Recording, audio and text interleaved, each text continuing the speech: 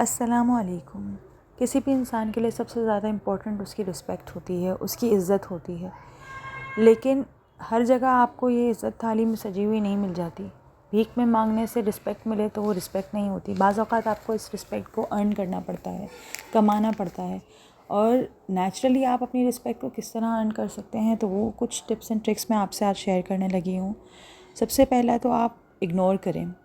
जो आपको इग्नोर करता है, आप भी उसे इग्नोर करें। आप ज़बरदस्ती अगर किसी गैदरिंग में, किसी जगह पे, जहाँ 4 लोग बैठे हैं, वहाँ आप फिट नहीं हो पा रहे, लेकिन फिर भी आप अपने आप को वहाँ पर घुसाने की कोशिश कर रहे हैं, तो देखें, एक क्यूब जो होता है ना, वो ब्लॉक में कभी कभी फिट नहीं बैठता, क्योंकि वो उसका होता नहीं।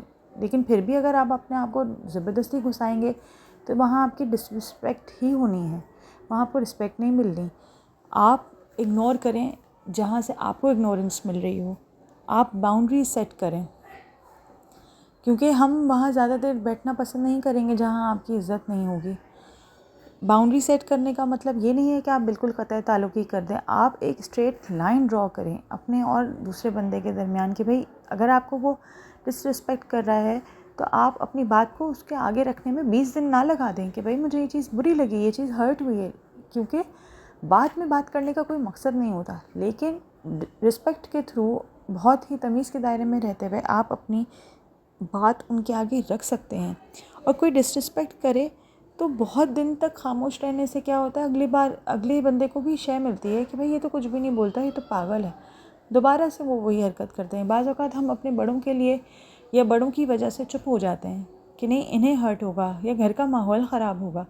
लेकिन कभी आपको अपनी इज़्ज़त के लिए भी स्टैंड लेना पड़ता है, कभी आपको अपने लिए भी स्टैंड लेना पड़ता है। हर कोई आपके लिए खड़ा नहीं होगा, बार बार कोई आपके लिए खड़ा नहीं होगा। आपको अपने लिए ख़ुद मेहनत करनी है, आपको ख़ुद एफ़र्ट करनी है। और एक बात और, आप रिएक्ट फ़ौरन ना करें। मतलब अब मैंने आपसे ये कहा कि आप 20 दिन ना लगा दें, तो इसका मतलब ये नहीं कि आप अगले ही सेकंड रिएक्ट कर दें। आप उस बात को सोचें, समझें, उसके बाद एनालाइज़ करें, फिर अपने बात को किस तरीके से अगले के आगे रखना है आप वो सोचें और फिर अपनी बात को पेश करें। फ़ौरन से रिएक्ट ना करें। या झड़क दिया, किसी ने डांटा तो आपने पलट के डांट दिया, या आपने फ़ौरन बदला ले लिया, लड़ना शुरू हो गए, ये तमीज़ नहीं होती, ये बदतमीज़ी कहलाती है। अपने आप को तहम्मुल से, सब्र के साथ समझ के बात को उसके आगे रखें और अपने आप को हमेशा अवेलेबल ना रखें। मतलब अगर कोई बंदा आपको कह रहा है कि मेरा ये काम कर दो, आप फटाफट मान जाते हैं हाँ हाँ ठीक है। लेकिन आप देख रहे हैं कि आपका अगर कोई काम पड़ता है उससे, तो वो आएँ बाएँ शाई कर देता है या 100 बहाने बना के अपने आप को उस चीज़ से बाहर निकाल लेता है। तो फिर आप भी यही करें। आप देखें कि आपके साथ मुखलिस कौन है, आप देखें कि आपके बुरे वक्त पे कौन खड़ा है, क्योंकि अच्छे वक्त के साथी तो बहुत होते हैं, बुरे वक्त के जो साथी हैं वो आपके पास हमेशा के लिए रहते हैं। सबसे पहले सफाइयाँ देना बंद करें।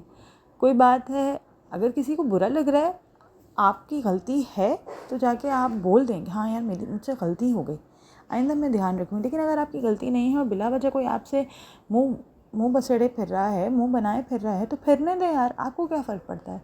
बात बात पे अगर आप सफाई देना शुरू करेंगे तो आप कोई झाड़ू नहीं है, आप कोई डस्टिंग का कपड़ा नहीं है जो बार बार सफाइयाँ देना शुरू हो जाएंगी। होने दें यार, किसी को बुरा लगता है लगने दें। आप अपनी सेल्फ़ रिस्पेक्ट जो है वो मेंटेन रखें। बहुत सी ऐसी बातें भी होती हैं जहाँ हमें जानबूझकर चुप रहना पड़ता है, लेकिन बहुत सी ऐसी बातें होती हैं जहाँ आपको अपने आप के लिए बोलना आना चाहिए। आप ज़बरदस्ती अगर अपने आप को खामोश कराते रहेंगे ना, तो कल को ना आपके स्पाउस की इज़्ज़त होगी, ना आपके बच्चों की। किसी भी रिलेशनशिप में रिस्पेक्ट की बहुत अहमियत होती है। अगर उस रिलेशनशिप में से आप रिस्पेक्ट निकाल देंगे तो कुछ भी नहीं बचेगा। चाहे वो फिर आपके फ्रेंड्स के साथ हो, चाहे पेरेंट्स के साथ हो, चाहे आपका पार्टनर हो, चाहे आपके कलीग्स हों। किसी भी रिलेशनशिप का इम्पोर्टेंट मैटर जो है वो रिस्पेक्ट होता है। आपको रिस्पेक्ट देनी भी है, करवानी भी है। सिर्फ गुड लुकिंग होना ही बहुत नहीं होता, आपकी बॉडी लैंग्वेज और आपका कॉन्फिडेंस भी बहुत कुछ बोलता है।